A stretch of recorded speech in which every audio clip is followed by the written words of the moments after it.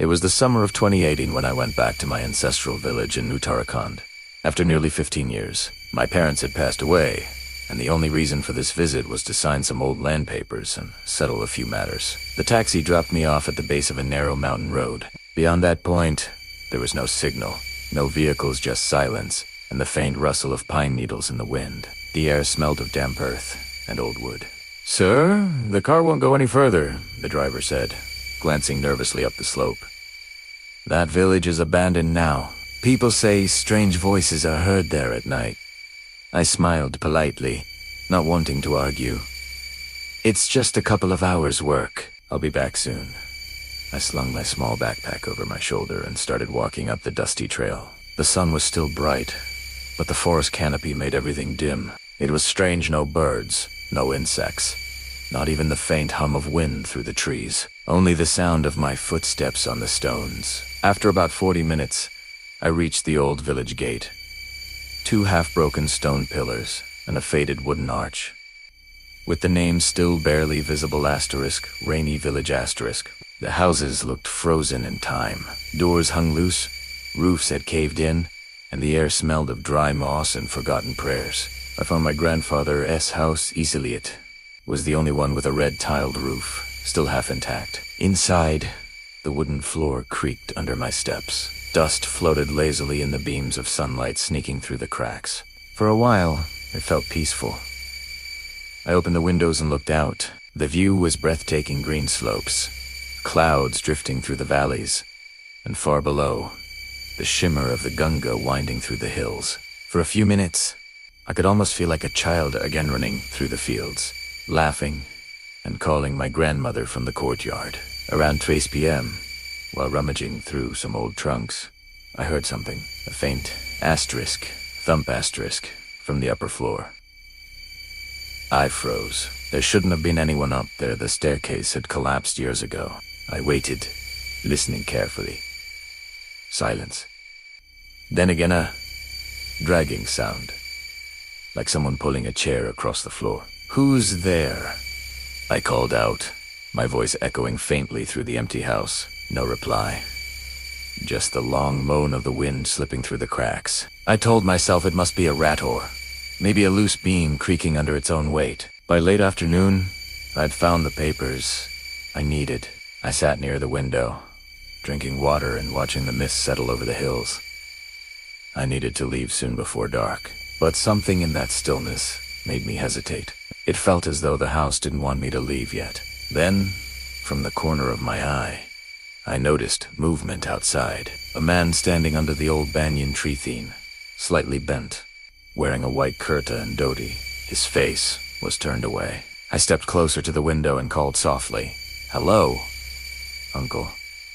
The man didn't move. The wind picked up, making the leaves rustle, and just as I blinked, he was gone. A chill ran through my spine. Maybe I was imagining things. The light was fading. The mist was thick optical illusion. That's all. I quickly packed my things and stepped out, locking the door behind me.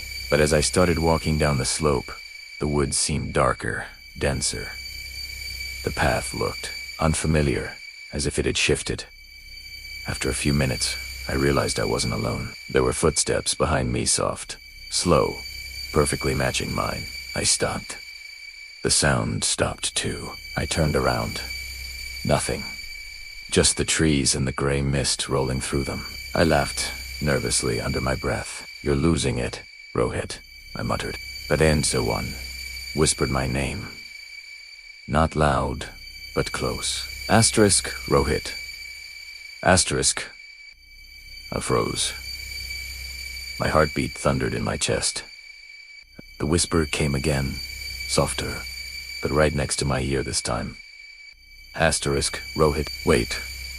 Asterisk. I didn't look back. I started walking faster, almost running now. My backpack bounced against my shoulder. The trail twisted, dipped, and then suddenly I was back where I started.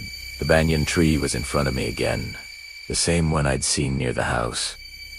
I was walking in circles. My mouth went dry. The mist thickened until I could barely see my hands. The forest was silent too, silent. I turned around and saw him, the same man, standing barely 2 feet away. This time, his head was tilted unnaturally to one side. His eyes were sunken and lifeless. His lips moved slightly, struggling to form words. Who are you?" I stammered. His mouth twitched. In a cracked, almost broken whisper, he said, "No one comes here anymore. They all left me."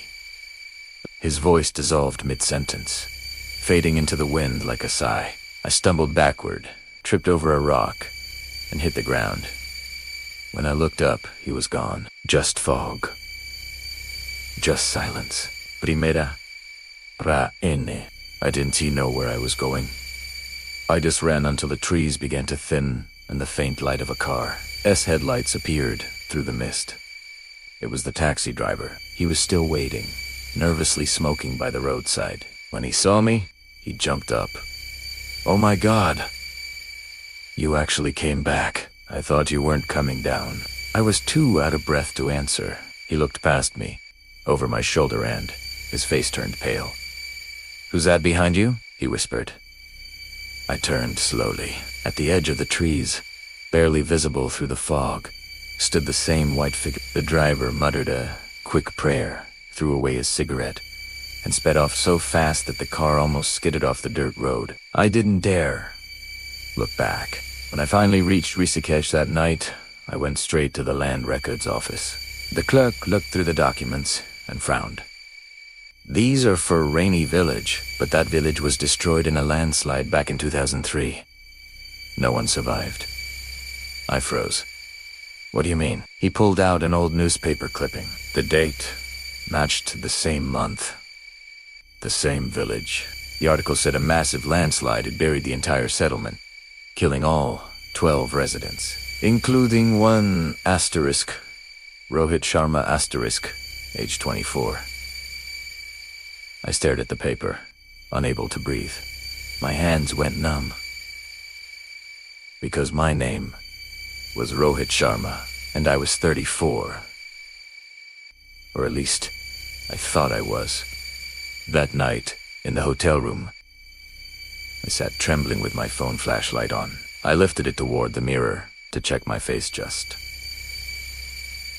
to make sure.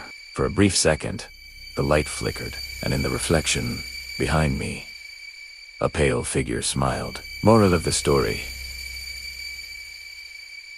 some places never forget the people who once lived there, and some souls never realize they've already left. The story reminds us that death isn't always about the body. Sometimes it's the memory, the guilt, or the bond that refuses to fade. It also warns us that when the past calls too clearly, it may not be memory reaching out, but something still trapped in time, waiting for you to return.